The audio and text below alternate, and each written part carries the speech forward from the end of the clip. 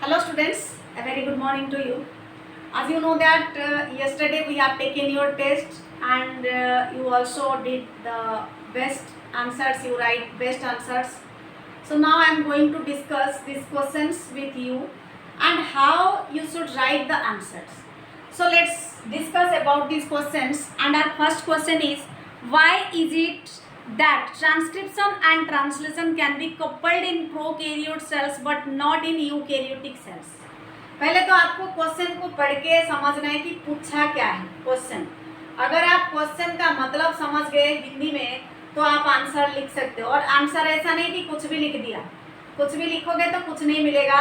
तो आपको एनसीईआरटी के अकॉर्डिंग लिखना। और जैसे मैंने समझाया था मेरे प्रीवियस वीडियोस में जब चैप्टर कंटिन्यू हो रहा था, तो क्वेश्चन था कि ट्रांसक्रिप्शन जो है कि जो प्रोकैरियोट है इनमें एक साथ साथ ट्रांसक्रिप्शन और ट्रांसलेशन हो सकता है, पर यूकैरियोट में नहीं हो सकता है। सिंपल आपके दिमाग में आएगा कि जो प्रोकैरियोट्स होता है उसमें पॉलीसिस्ट्रोनिक जीन होता है। पॉलीसिस्ट्रोनिक जीन का मतलब होता है जिस डीएनए का बहुत सारे सेगमेंट्स होते हैं और उन सारे सेगमेंट में ट्रांसक्रिप्शन के साथ साथ ट्रांसलेशन होता है। पर यूकैरियोट में मोनोसिस्ट्रोनिक जीन होता है, जिसकी वजह से पहले ट्रांसक्रिप्शन कंप्लीट होगा। ट्रांसक्रिप्शन कंप्लीट होने के बाद जो एमआरएनए मिलेगा उसके ऊपर ट्रांसलेशन होगा। फिर ऐसा क्यों होता है? क्योंकि ये एक हाई एनर्जी रिक्वायरिंग प्रोसेस है। एट ए टाइम अगर ट्रांसक्रिप्शन और ट्रांसलेशन होगा तो ये जो एमआरएनए फॉर्मेशन है, एमआरएनए डबल स्ट्रैंडेड हो जाएगा और ट्रांसलेशन नहीं हो पाएगा। एमआरएनए अपना कॉम्प्लीमेंट्री स्ट्रैंड बना देगा, जिसकी वजह से क्या होगा, ट्रांसलेशन नहीं हो पाएगा in case of eukaryotes.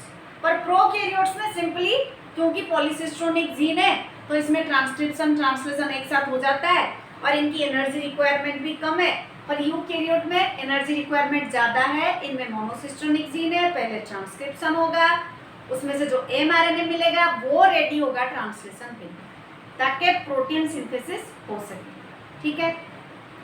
Second question था, explain the roles of S35 and P32 in the experiment conducted by Hershey and Chase. Hershey Chase experiment मैंने आपको बताया था कि कैसे इन्होंने प्रूव किया था कि जो डीएनए है एक बेस्ट जेनेटिक मटेरियल है। DNA is the best genetic material. So इसमें हमने क्या देखा था कि जो S35 है उसमें सल्फर था और P32 जो है वो फास्फोरस था। ठीक है। Sulphur contains means S35 contains radioactive sulphur, P32 contains radioactive phosphorus. पर इनको जब सेंट्रीफ्यूज कराया, फिर ब्लेंडिंग कराया, ब्लेंडिंग कराया, फिर सेंट्रीफ्यूज कराया, तो बाद में ये देखा गया कि जो सल्फर था उसने अपना रेडियोएक्टिव नेचर खो दिया था, लॉस कर दिया था, और जो फास्फोरस था वो स्टिल रेडियोएक्टिव था। तो इससे क्या प्रूफ हो गया कि डीएनए जो है वो बेस्ट जेनेटिक मटेरियल है। तो इसमें हमें पूछा था कि explain the roles of S35 and P32 in the experiments conducted by Hershey and chess.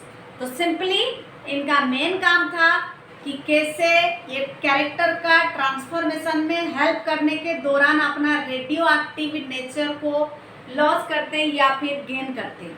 Next question था, explain positive and negative regulation in lac operon. Lac operon भी आपको अच्छे से पढ़ाया हुआ था कि लैक्टोज का जो मेटाबॉलिज्म है वो प्रोकैरियोट्स के थ्रू कैसे होता है। पॉजिटिव रेगुलेशन का मतलब होता है जब इंड्यूसर के प्रेजेंस में होता है। तो इंड्यूसर यहाँ पे किसको कंसीडर किया गया था? लैक्टोज को। और नेगेटिव रेगुलेशन में क्या होता है? इंड्यूसर का एब्सेंट होता है, मीन्स लैक्टोज मीडियम के एब्सेंस में जो लैक ऑपेरन है वो काम नहीं करता है और उसमें जो जीन्स होते हैं जैसे कि Z, Y and A gene होता है उनका ट्रांसक्रिप्शन नहीं होता है। पर पॉजिटिव रेगुलेशन सिंपली आपको लिखना है कि पॉजिटिव रेगुलेशन जब लैक्टोज की प्रेजेंस में होता है, नेगेटिव रेगुलेशन जब लैक्टोज की एब्सेंस में होता है। पॉजिटिव रेगुलेशन में जो इंड्यूसर होता है वो काम करता है क्योंकि इंड्यूसर ऑलरेडी लैक्टोज को हमने ऐड कर रखा है। तो इंड्यूसर क्या करता है, रिप्रेसर के साथ बाइंड होके उसको स्टॉप कर देता है उसी जगह पे, और जो बाकी के प्रोसेस ट्रांसक्रिप्शन प्रोसेस है वो कंटिन्यू करता है। फिर जेड जीन का काम लिखना है, वाई जीन का काम लिखना है, फिर ए जीन का काम लिखना है। एट लास्ट हमें क्या मिल जाता है, एमआरएनए मिल जाता है, जो कि रेडी होता है नेक्स्ट प्रोटीन सिंथेसिस के लिए।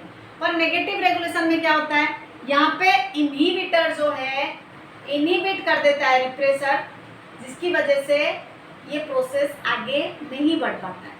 फोर्थ क्वेश्चन था, write the characters of genetic material and also explain why DNA considered as best genetic material. इसमें क्वेश्चन था कि जो कोई भी कैरेक्टर को हम या फिर कौन सी कैरेक्टर होने की वजह से हम इसको बेस्ट जेनेटिक मटेरियल बोलेंगे, और कौन सा ऐसा न्यूक्लिक एसिड है हमारी बॉडी के अंदर जो जेनेटिक कैरेक्टर को ट्रांसफर करता है एक जनरेशन से दूसरे जनरेशन में, और उसको ट्रांसफर करने के दौरान उसके कुछ स्पेशल कैरेक्टर्स होने चाहिए। तो इसमें आपको क्या लिखना था, जो अपने आप को मेंडेलियन कैरेक्टर में एक्सप्रेस करे, जो स्लो म्यूटेशन करे, ठीक है, जो केमिकली लेस स्टेबल हो, स्ट्रक्चरली मोर स्टेबल हो। तो ये सारे कैरेक्टर्स जिसमें होगा वो बेस्ट जेनेटिक मटेरियल उसको हम बोलेंगे। पर जब डीएनए, आरएनए और प्रोटीन के बीच में कंपेयर हुआ, प्रोटीन तो पहले ही एलिमिनेट हो गया था कंपटीशन से, बाद में कौन कौन थे, बाद में था डीएनए और आरएनए। और डीएनए का ये देखा गया कि डीएनए केमिकली लेस स्टेबल होता है, जिसकी वजह से उसमें जो कैरेक्टर्स होता है, पेरेंटल कैरेक्टर्स होता है, वो कंटिन्यू रहता है मेनी जनरेशन तक।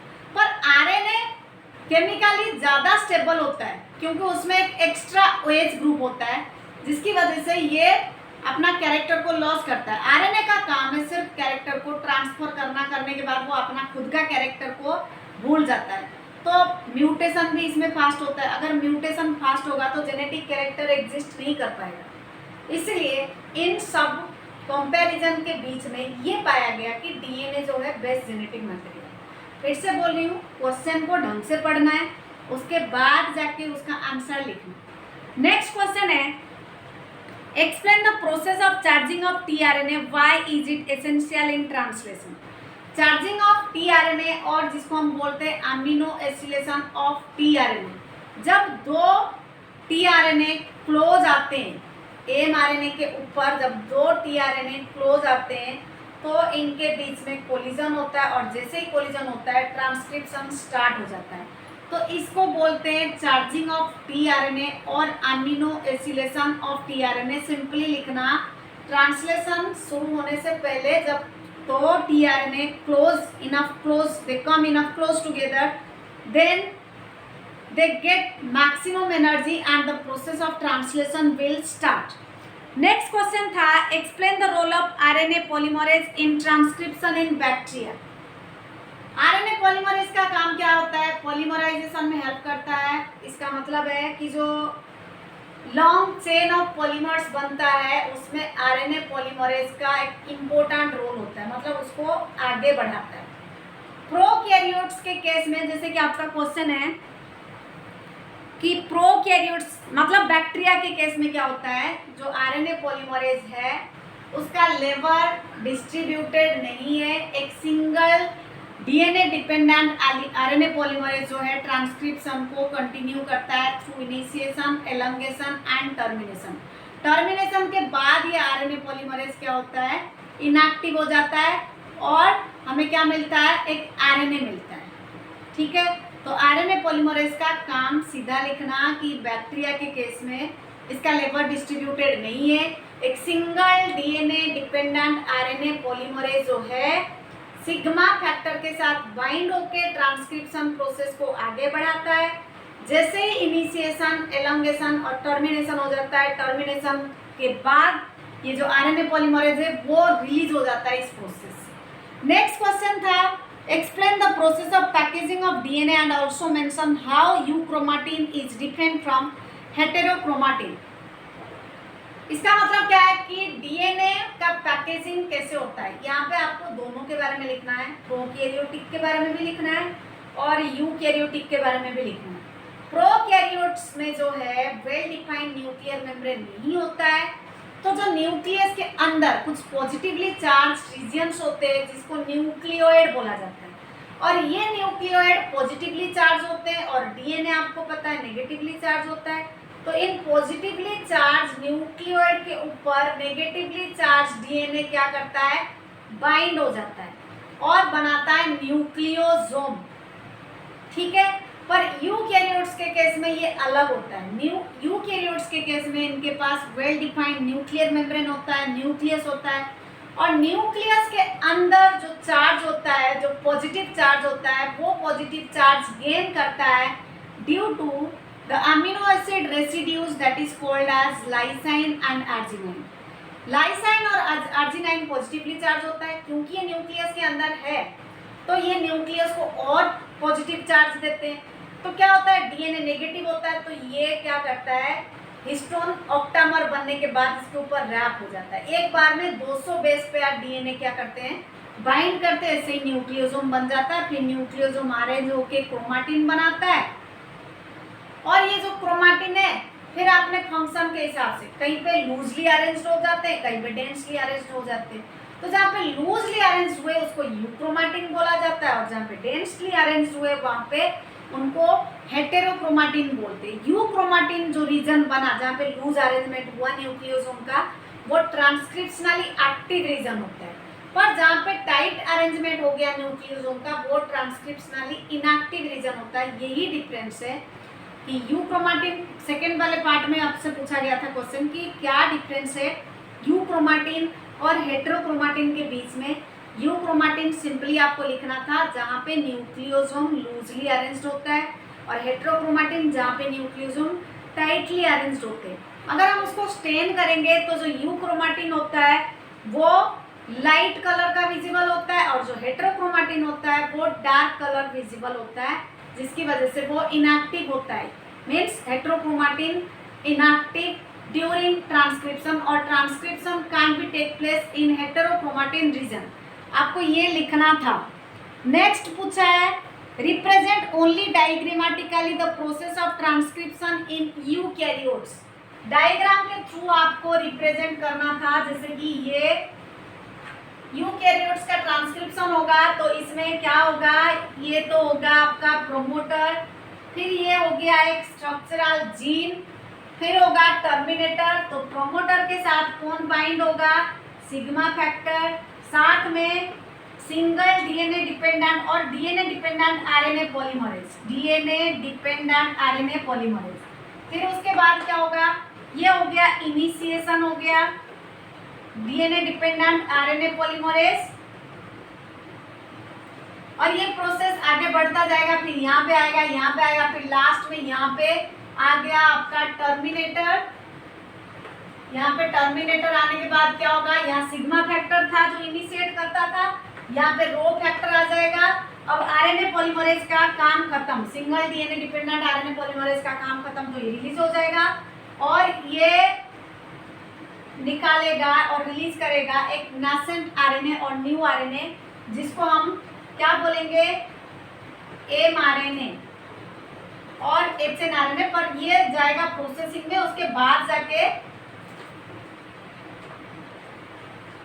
हमें वो एमआरएनए मिलेगा जहां जिसके ऊपर ट्रांसलेशन होना है। तो आपको ये वाला डायग्राम बनाना था, कि सिर्फ डायग्राम बनाना था और लेबलिंग करना था, इनिशिएशन, एलोंगेशन और टर्मिनेशन के बारे में लिखना था। Next, write the salient features of human genome project. इसके बारे में भी ये पूरा थ्योरी था, मैंने बताया था आपको कि एक मेगा प्रोजेक्ट है, 13 ईयर का मेगा प्रोजेक्ट है। ये 1990 में शुरू हुआ था, 2013 में खत्म हुआ था। इसमें बहुत सारे कंट्रीज जैसे कि यूके, जर्मनी, चाइना वगैरह इन्वॉल्व थे, और इसमें बहुत सारा इकोनॉमी का यूज़ हुआ था।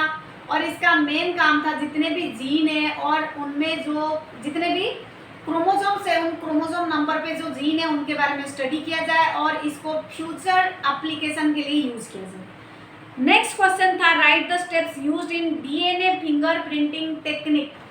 तो ये वाला जो स्टेप्स था कि डीएनए फिंगरप्रिंटिंग टेक्निक में क्या करेंगे, पहले तो डीएनए को आइसोलेट करेंगे, फिर उसका जेल इलेक्ट्रोफोरेसिस के थ्रू सेपरेशन करेंगे, फिर जो सेपरेशन के बाद जो स्मॉल फ्रैगमेंट्स मिलेंगे उनका हाइब्रिडाइजेशन करेंगे, फिर इनको सिंथेटिक मीडियम में ग्रो कराएंगे, फिर उसको एक वेक्टर के अंदर डालेंगे, वेक्टर के अंदर कॉपी नंबर बनने के बाद फिर उसको हम होस्ट के अंदर डालेंगे और अब ये रेडी हो गया डीएनए फिंगरप्रिंटिंग के लिए। ये 10 क्वेश्चंस का टेस्ट आपका हुआ था और इसके आंसर्स आपको ऐसे लिखने थे, स्टेप बाय स्टेप पॉइंट में लिखना था, अंडरलाइन करना था।